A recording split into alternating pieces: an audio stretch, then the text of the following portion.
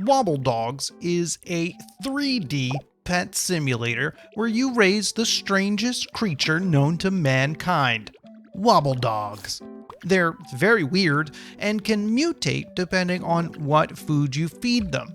This is pretty much a dog-raising, mad scientist simulator.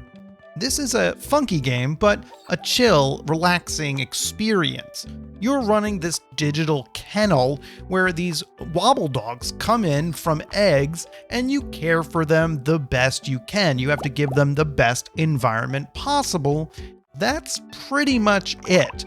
The goal of the game is really nothing at all. You just watch these Wobbledogs. What you get out of it is what you put into it. What is your goal?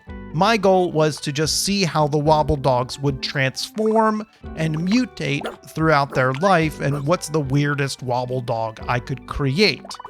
You can interact with the dogs by telling them to roll over, scolding them, praising them, scratching them. You'll also have to feed them, but there are lots of options like burritos and chicken nuggets and just about anything else you can think of.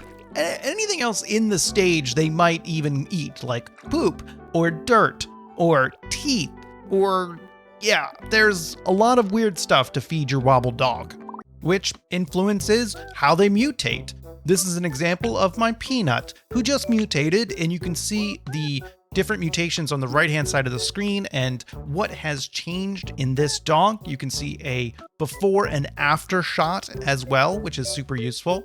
Now we moved on to Sippy, and we got a little stranger. The dog mutated into a different color, and it's younger than the last one, so the mutations could go even further. That back and forth checkbox is very useful. And finally, we have Bo, who is a very different kind of Wobbledog. The coloring is significantly different than the standard pink Wobbledog, and the legs it's just the whole body shrunk, as you can see. Something is now wrong with this Wobbledog. Can it still walk around and eat? Yes, so don't be worried. This Wobbledog lived a full and happy life with plenty of pets. Moving on to the gut, and here we can see what possible mutations could happen in this Wobbledog.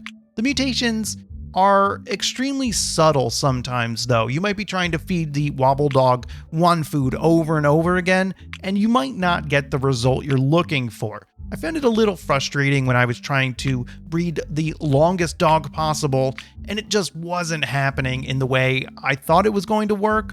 So there's a lot of systems in place here you might not fully understand, but you can still end up with some really weird looking Wobbledogs. But the food is the main driving factor in what happens.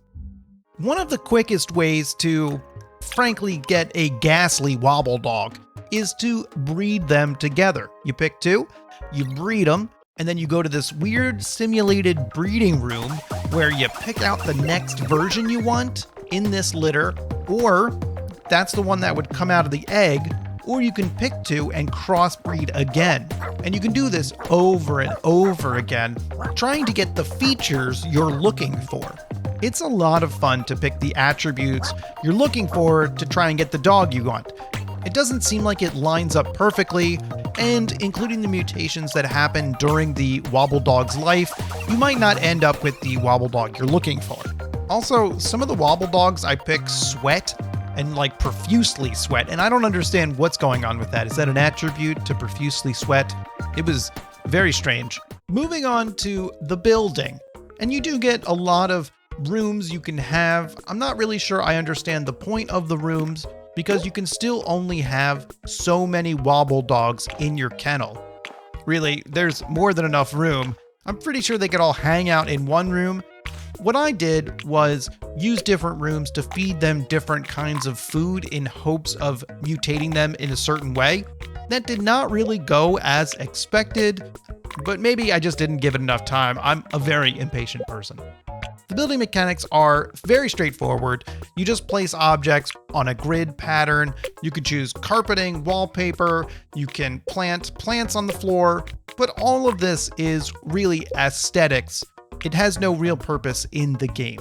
One fun thing you can do is connect the rooms with tubes that will suck anything through them. So if you put an item close to it, it will suck it through and land in the next room it's connected to.